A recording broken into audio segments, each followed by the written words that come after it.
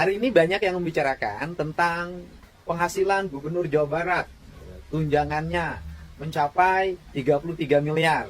Saya tegaskan ya bahwa saya sejak awal terbuka menyampaikan satu gaji gubernur dan tunjangannya itu sebesar 8,1 juta dalam setiap bulan.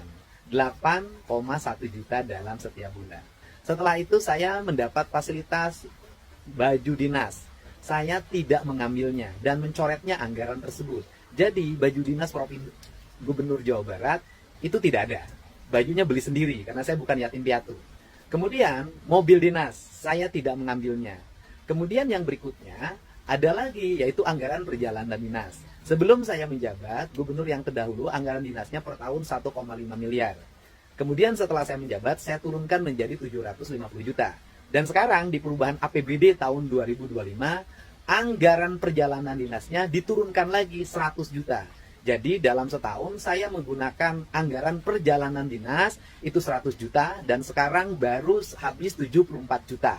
Jadi sisanya mungkin untuk bulan September, Oktober, November, dan Desember. Nah selanjutnya lagi, ada apa lagi? Ada yang disebut dengan biaya operasional yang diatur dengan peraturan pemerintah. Yaitu besarannya 0,15% dari realisasi pendapatan asli daerah. Nah diperkirakan APBD Provinsi Jawa Barat 15% realisasi pendapatan asli daerah itu sekitar 28 miliar. Dari 28 miliar itu dibagi dua, gubernur dan wakil gubernur. Gubernur 75%, wakil gubernur 25%. Maka jatuhnya yang saya peroleh adalah 21 miliar 600 juta rupiah per tahun. Dan kemudian anggaran itu digunakan untuk apa? Anggaran itu saya gunakan semuanya untuk belanja kepentingan rakyat. Satu, ada orang sakit di rumah sakit, saya bayarin. Ada orang sakit tidak punya biaya operasional selama keluarganya sakit di rumah sakit, biaya angkutannya saya bayarin. Ada sekolah-sekolah yang perlu tambahan untuk ngecat, saya beri. Kemudian ada orang yang rumahnya roboh, saya kasih. Ada jalan-jalan desa yang jelek, saya bantu. Ada jembatan gantung yang roboh, saya bangunkan. Dan berbagai kegiatan sosial lainnya yang dalam setiap waktu saya lakukan. Dan setiap hari juga ada antrian orang yang antri ke Lembur Pakuan. Nah, biaya operasional ini semuanya diperuntukkan untuk kepentingan masyarakat. Tidak saya mengambilnya untuk kepentingan pribadi saya. Nah, selanjutnya, apakah Kang Deddy bersedia biaya operasionalnya dihapus? Saya nyatakan saya bersedia. Biaya operasional saya dihapus.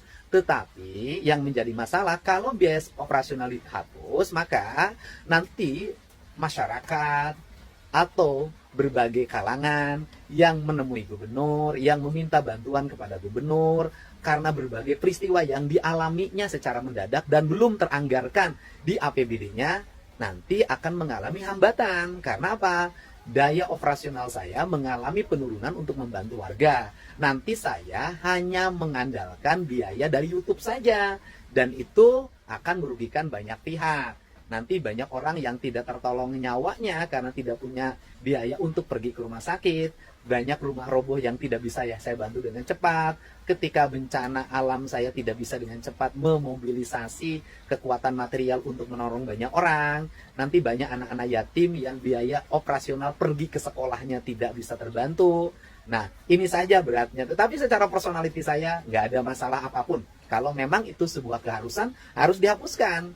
Nah, tetapi yang akan dirugikan bukan saya dan keluarga. Yang akan dirugikan adalah masyarakat yang semestinya mendapat bantuan, nanti akan mengalami hambatan. Karena apa? Karena berbagai kegiatan yang terjadi di masyarakat, apabila tidak teranggarkan sebelumnya di APBD, tidak bisa dibantu.